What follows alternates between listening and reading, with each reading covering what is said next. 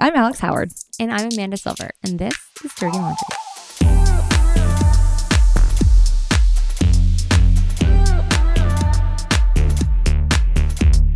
Well, welcome, Rebecca and Pablo. So nice to be here in your beautiful office. Thank you for having us. Yeah, Thank you. Thanks for coming here. Yeah. We appreciate it.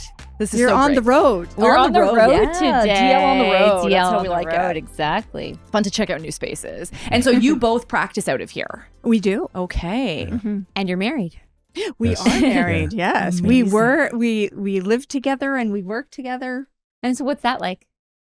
It's interesting. We kind of compartmentalize our work. Yeah. Yeah, and I think that depending on my attachment used to be avoidant, so my disconnection is where I'm regulated. So oftentimes, I value going to the gym, exercising, just doing stuff by myself. But now that I'm more healthier, I'm learning to kind of connect more with Rebecca. So I want to spend time with her. But at the same time, like everything in life, you just got to be balanced, right? So.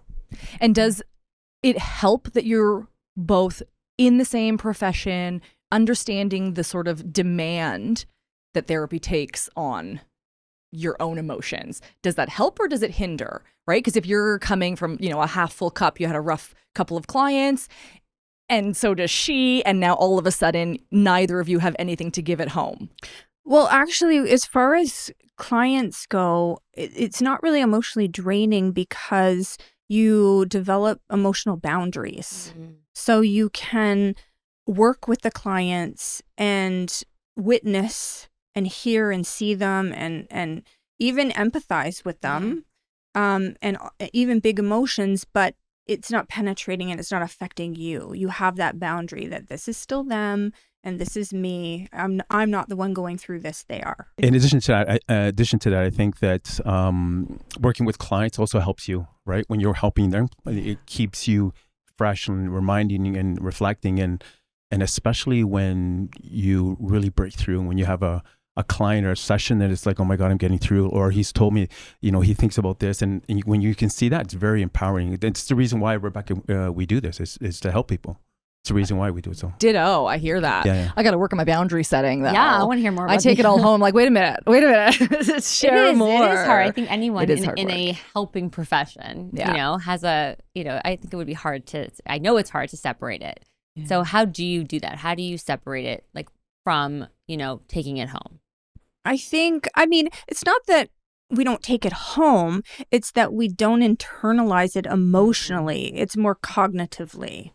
So you can, and again, it's that separation, right? Yes. It's that separation of you and me, right? I'm not taking on your stuff. That's your stuff. I can think about it. I can empathize and I can be compassionate, but I'm not taking that on and letting it affect me emotionally. I might have, this happens all the time. We're always talking about clients. We get them to sign a waiver so we can talk to each other. Brilliant. Because, Okay. That's actually Good so idea. smart. That's so Yeah. smart, for sure. I love that. Because it's really good to get each other's feedback. Because because it's not that we don't take it home. Of course we take it home and we're thinking about it and we're trying to, figure out how do we help these people. Right. And so talking to each other really helps because we both have very different perspectives and we'll have ideas for each other. And especially, so I don't know if you know anything about attachment style, but it's kind of like out there in the ether. A lot of people know about it. So Pablo had an insecure avoidant attachment style. I had an insecure anxious attachment style. We've both worked to become secure now. But we still know what it's like and we understand the patterns. So if I'm working with an avoidant client, I might talk to him and say, I'm really having trouble with this client. What do you think's going on with him? And he might say right away, well, this. And it doesn't even occur to me because that's not how I work. So it doesn't come to me naturally. Obviously, with experience, it comes to me more now because I understand how that attachment style works, and vice versa. He'll come to me if he has a really anxious client, and he'll ask me for And even working with the clients, you know, in addition to what Rebecca is talking about, is that as I'm working with, because I for some reason I'm working with a lot of anxious as opposed to avoidant, but it helps me understand her and remind me that, oh, okay, you know, she's overwhelmed. She works better when she's juggling 5, 10, 15 things at once. I want to just do 1 or 2 things. Any more than that is chaos. Yeah. But then understanding that she just works different. So for me, it's just reminding myself that I have to be compassionate that she works that way. She gets a lot of things done. She's more effective that way. So it's, you know, things that in you know, maybe 5, 6, 7 years ago, I wouldn't have understand, or I would get upset or frustrated. But now it's more, I approach it with more empathy. I like that. People always ask me if working in the divorce industry makes me more inclined to get a divorce, but it is the opposite.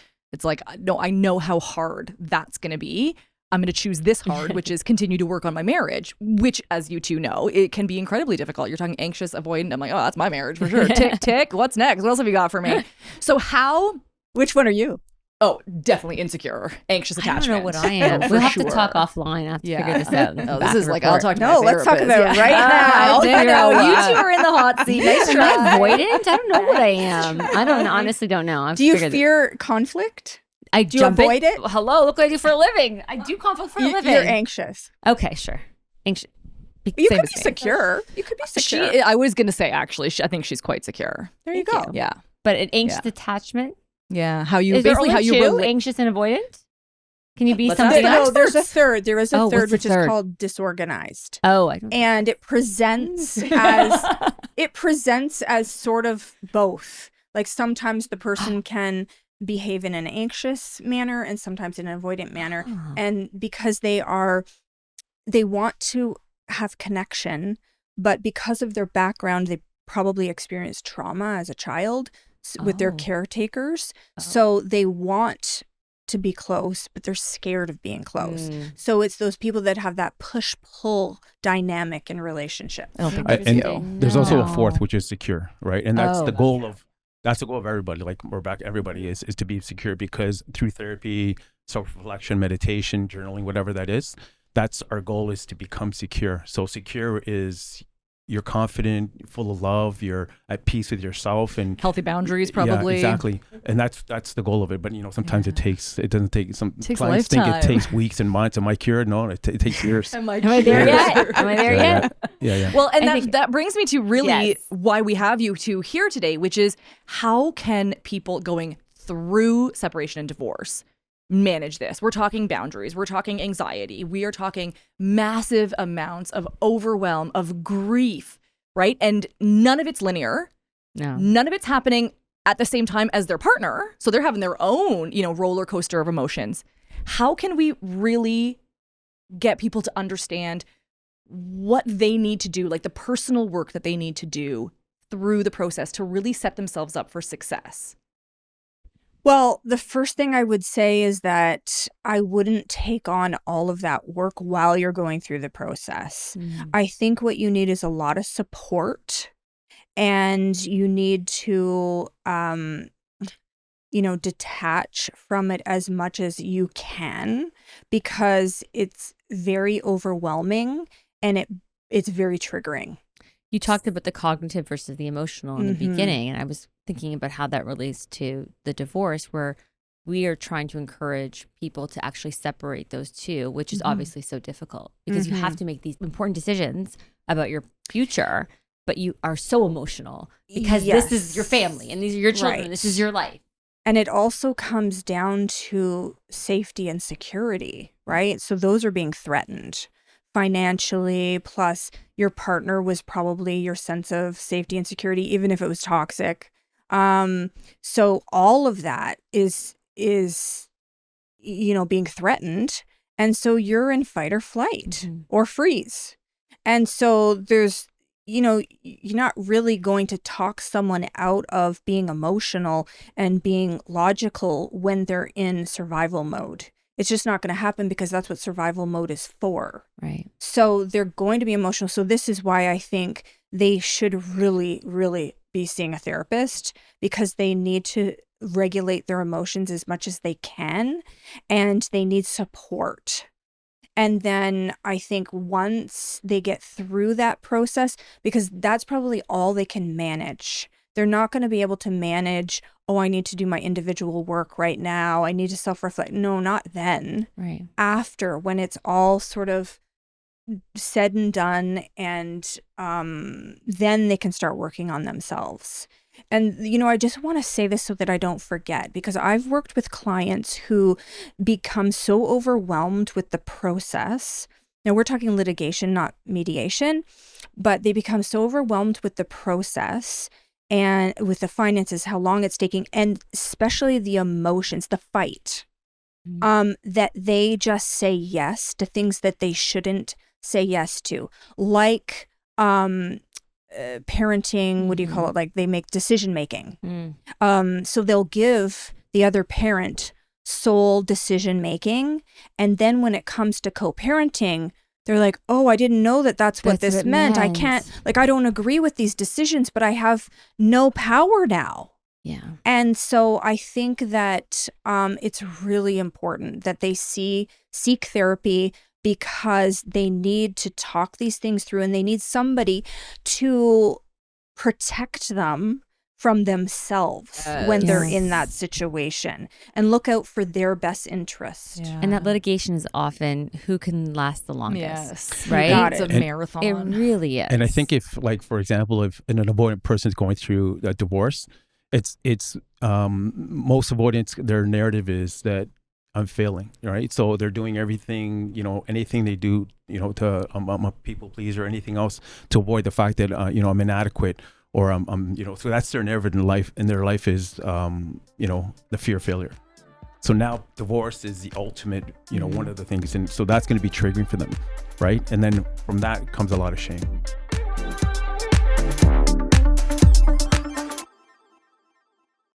If someone is anticipating divorce, if it's coming from them, right? They're ultimately the one that's making the decision. They're unhappy for whatever reason.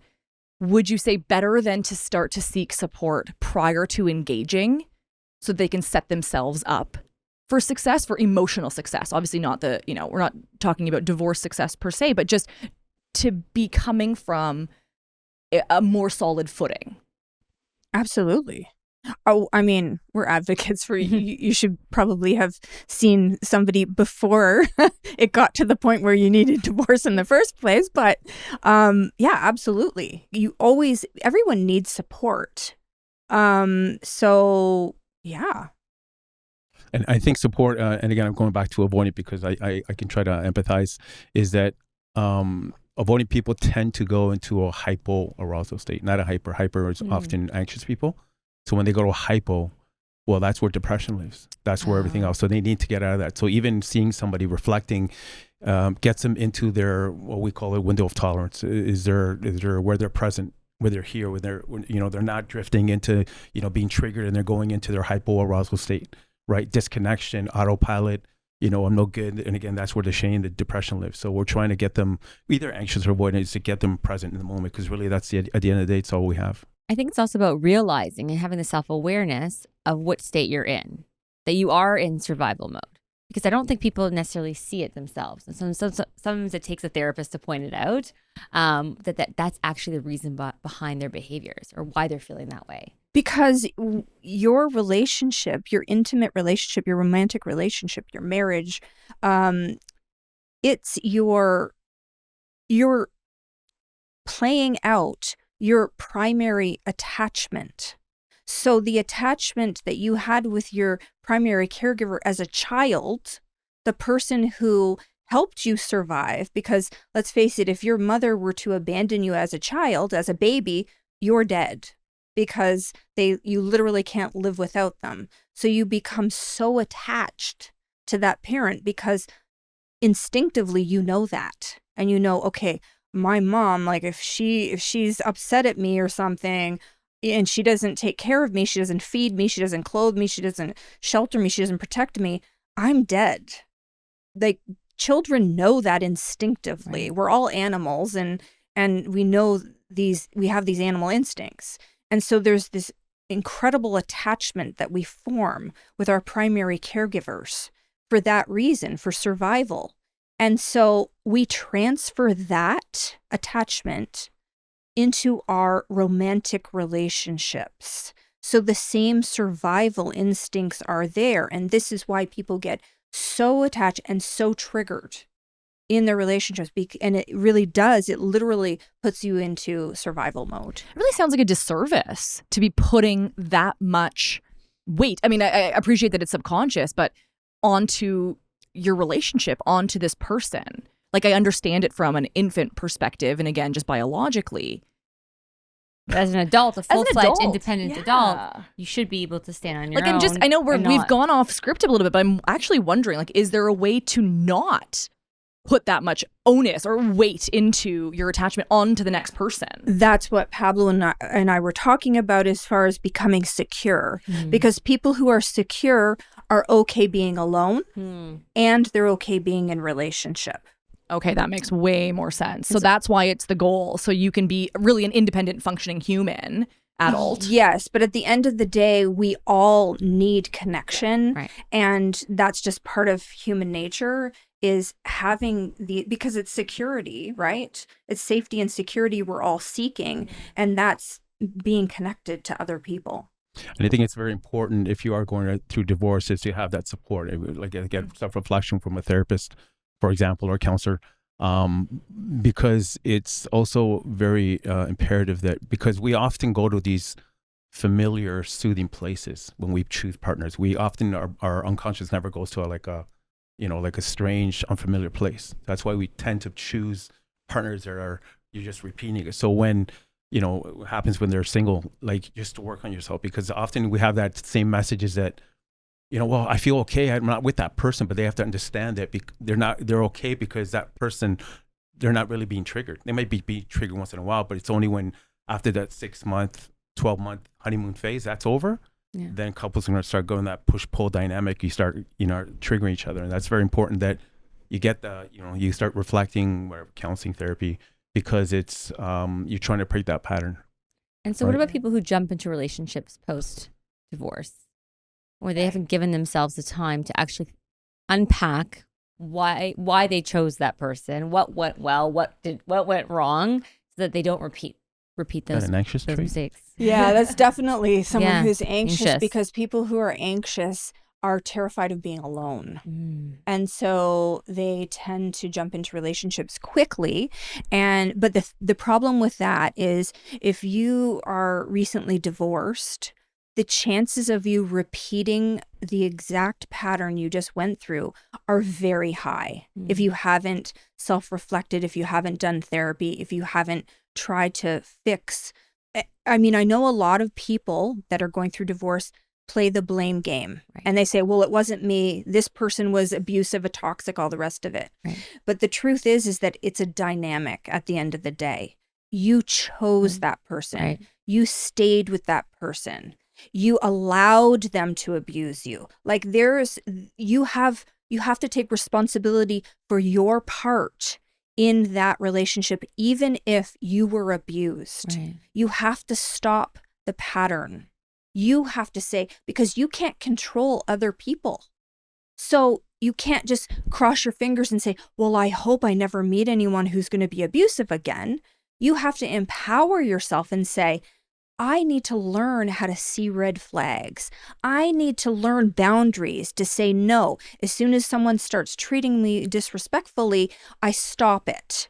I need to, like, these types of things you need to learn. That's your part of the toxic relationship. If you think you're the victim, chances are you're not as much of a victim as you think you are, because in an anxious avoidant dynamic, the avoidant person always thinks they're the victim because the anxious person attacks. Okay. So it looks like abuse because they're yelling and screaming, and in extreme cases, maybe even being physical.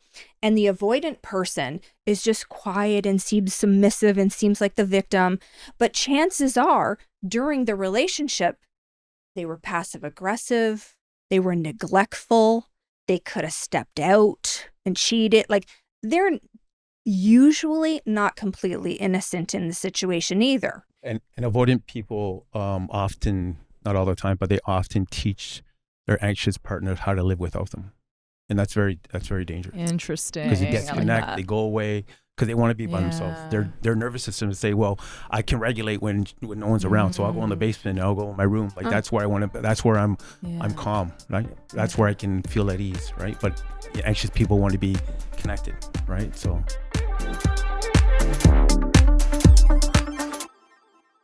Okay, so if someone is thinking about divorce, let's get some help in advance of it. But if you're caught off guard and your partner has told you, listen, sorry, buddy, I'm out.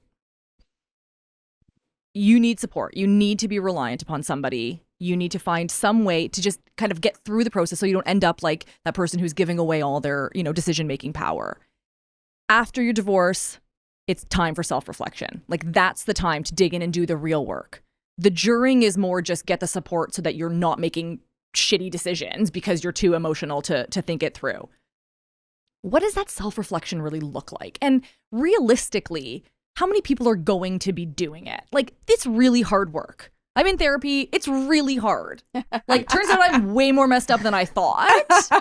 It's really, really hard. I literally have to schedule an hour of crying afterwards in my car post-session before I can get back to my life. Like, it's really hard. And so I say this not for the O's, but I love you. Thank you. Call me. But it's more just to say, even when you think life is all tickety-boo, there's still so much. And now here you are at, potentially rock bottom. So I'll just speak personally from my experience and some of my clients is that, and you mentioned some avoidant people or maybe anxious as well, they need to hit rock bottom. Ah. And that's how hard it is. Your brain, you don't want to change. No. And rock bottom could have been 5 years ago. Yeah. But now you're experiencing divorce. For an avoidant person, that's a fear. That's the ultimate failure. So sometimes it's at rock bottom they need to hit. And that's what it takes sometimes to change. But and again, for me, my rock bottom was my springboard, right? And then I woke up. So I finally started realizing that whatever I was doing, whatever I was saying, the way I was acting was affecting my partner. Because as an avoidant person, you feel like you're so disconnected. So they come across selfish, like I'm not, it's off. No, nothing like, they think they're in their own world, but they're actually affecting their partners. So for me, self-reflection was therapy. I started going to therapy consistently. For me, a big thing was journaling. I tell this story because I used to journal like in the basement, in the pitch, because I didn't want any criticism. That's how hypersensitive I was to criticism or judging. So I used to be in the basement with a candle, and just because I didn't want anybody to see what I was writing. Anyway, so eventually I went from there and I started just doing it in the living room. But it was self-reflection. The journaling helped because it was a form of therapy. I started getting emotional for the first time, and like literally after 40 years. And then reading, doing meditations, that was a big part of it. But anyways, personally for me, that's what kind of helped for me. So that was a big part. No, that's really good to know. It is just so shameful, all of that, and it seems a little bit self-indulgent to be doing personal work, right? And especially for you, like if you have children, well, I can't take that time away from them. I need to give everything to my kids, right? So I think for some it feels, almost selfish to be doing that kind of work, but it needs to be done. Or you can't be the good parent or the good partner or the future partner that you want to be, or the good therapist or whatever career you've chosen. Yeah. You can't be a functioning person if you don't actually take care of those needs. Well, and I think it's the biggest gift you could give your children is to be healthy yourself. So you don't mess them up. You don't continue the pattern that, maybe generations of your family have been through, because there's generational trauma. Oh, yeah. And a lot of us, like, depending on whether, your ancestors went through certain wars and all that kind of stuff, it all, goes down the generations, and you don't want to put the stuff that you're going through onto your children, So if you have, deep anger issues, and then you have a short temper with your children, like that's not good for them. So the healthier you can be, or even like an avoidant, maybe your way of dealing with the overwhelm of your children is to, disconnect from them. Right. Well, that's not good either, because then you're neglecting them, and neglect is as bad as abuse. Yeah. It is abuse. It is abuse. Yeah. So you really need that. That's the best thing you can do for your children, is to be healthy yourself. And also to regulate yourself. Because when you're regulated, Yes. you actually regulate your kids because it's very contagious. Yes. That- Right? Because yeah. your kids are looking up. It's contagious. That's a yeah. great. That's It of all the things is. to get. That would Yeah. be a really. Well, I good think people point. are so That's- focused on their children's behavior, but they don't look Mhm. at their own. Well, actually, that's how children learn to regulate themselves is through mirroring with their parent. Would you recommend, because a lot of my clients that are going through divorce, they are getting therapy for themselves, let's say, or more importantly, even they're doing it for their kids. They want to make sure the kids are okay. So that's really their focus. Let's get them in with a child psychologist, and let's make sure that they've got some tools and some resources and all of this stuff. And that's wonderful. Are therapists then, even at that age, looking for what kind of attachment and working to getting them to more secure attachment? Like, is that always the ultimate goal, regardless of your trauma, regardless of your generational, histories, any of this stuff? Is, okay, you have this kind of attachment, we need to move you over here.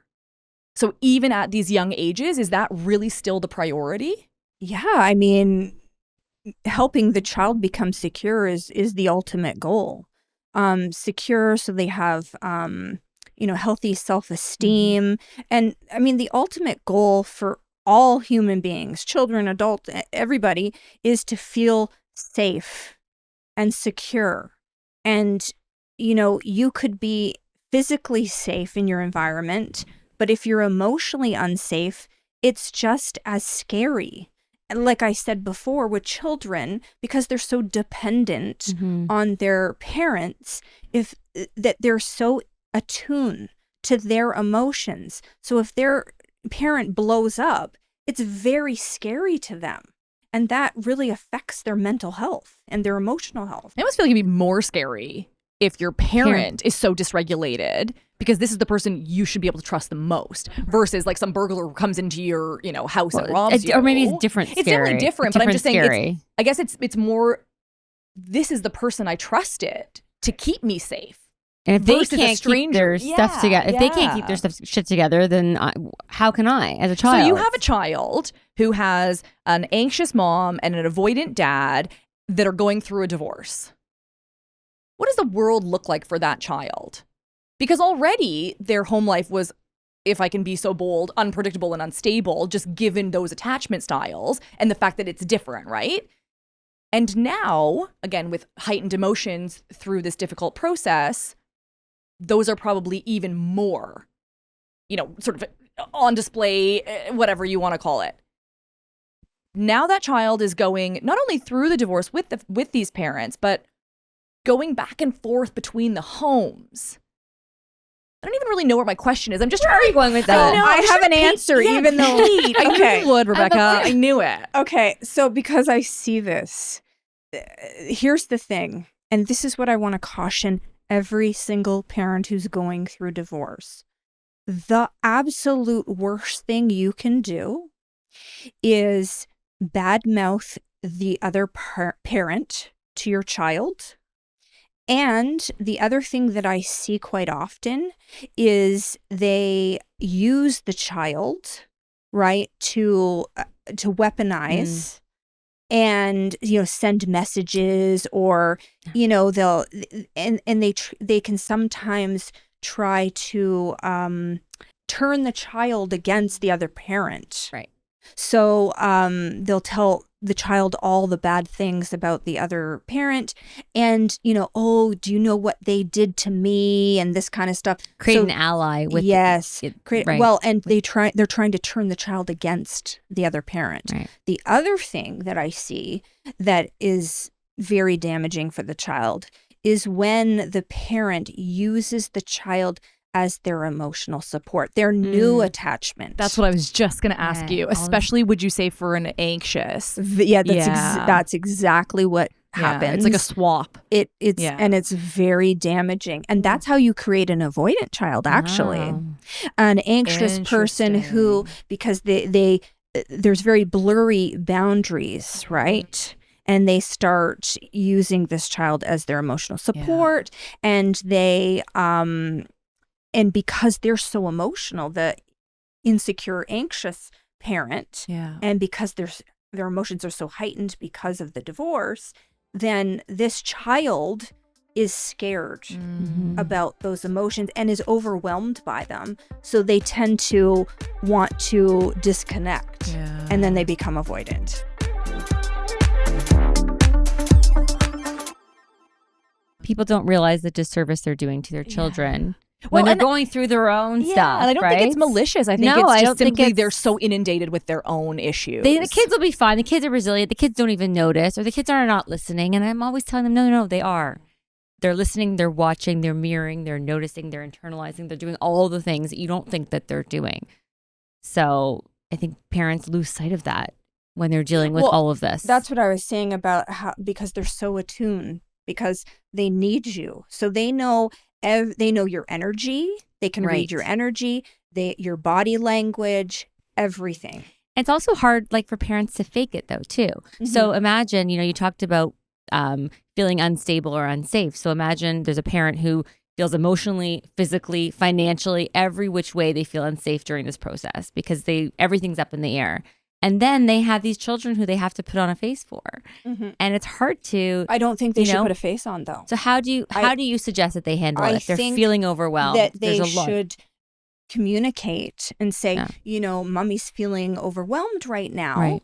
But that's okay. What I'm going to do is I'm going to just take a few minutes. I'm going to go breathe. I'm going to calm down. And this is how we regulate our emotions. Because you're teaching the child, because they're going to get overwhelmed too. Right. You can't fake it and say that mommy doesn't get overwhelmed. Well, you don't want to do service that are you doing because the child is learning from your example. So if you never show them how to regulate your emotions, they're not going to know how either. And it's not realistic. We all have emotions. We're all going to get triggered. Even if you're a secure person, things are going to happen in your life where you're still going to have emotions. Things are going to happen where you're upset. And so you just need, it's not about not having emotions or not showing them to your child. It's showing them how to manage them in a healthy way. We have to teach them how to emotionally regulate, and they You got learn it. that from what we model. I remember Exactly. somebody asked me once in my early days of parenting, "Oh, do you do timeouts?" And I said, "Yeah, for me." Because the kids would be driving me bonkers, and I'm like, "Mom needs a timeout." And I would literally go to my room for 2, for 5, for whatever I needed, knowing they're safe, fine, of course. But then I'm like, I gotta get the heck out of here because I am going to do something that I don't want to be modeling. So that was my version of timeouts. But I like that. But how do you not repeat it? Like, we're talking years of therapy to change these deep-rooted attachment styles, like super, super deep. How long does one have to? I think you should bring your new partner to the therapist. Like, here, is this one okay? So your therapist is now your matchmaker. Yeah. What do you think? Yay or nay? So I'll go back to my personal experience with Rebecca when we started, like, again, 5-6 years ago. Before I started, I was in a bad place. And again, at that time, I was almost 10 years married to Rebecca, and I was still disconnected. So with my personal experience with Rebecca, and one of the turning points is that I think this, people think that, it does take years. But I will say that, and I've seen it with some of our clients, is that, so I remember we were early on when I hit rock bottom and I started changing.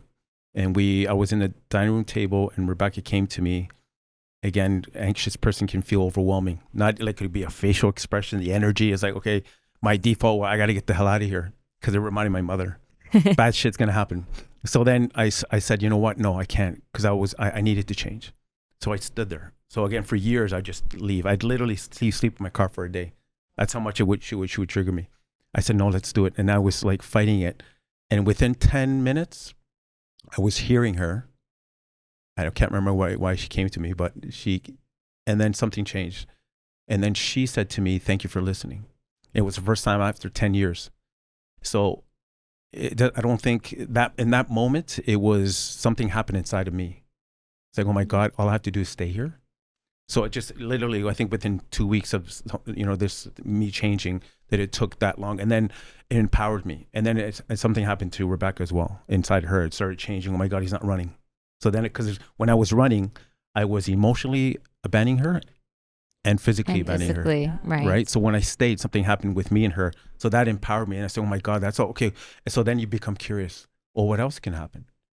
So then a week later, and then eventually from that point on, I think it took about 6 months, 12 months, I think. and the fighting turned into just discussions. Anyway, so it happened. I'm just saying it happens in slivers, but it didn't happen. It just something empowers, and I've seen it with other clients too. These little moments that empower you to keep going. Yeah. Right. Well, thank you. This has been so I know. enlightening. I learned so much. Yeah. This is great. Yeah.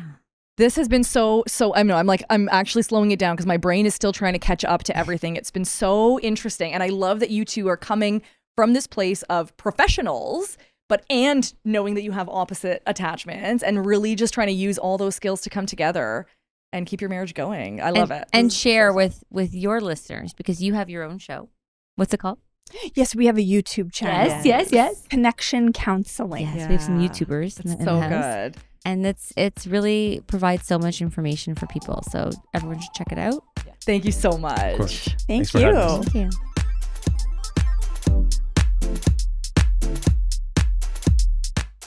This episode was written and created by Alex Howard and Amanda Silver. Produced, edited, and engineered by RTF Productions. Make sure to rate and review our show if you loved it, and give us a follow on Apple Podcasts, Spotify, or wherever you stream your podcast to stay up to date on all upcoming episodes. Thanks for listening, and go easy on us. We're not your ex.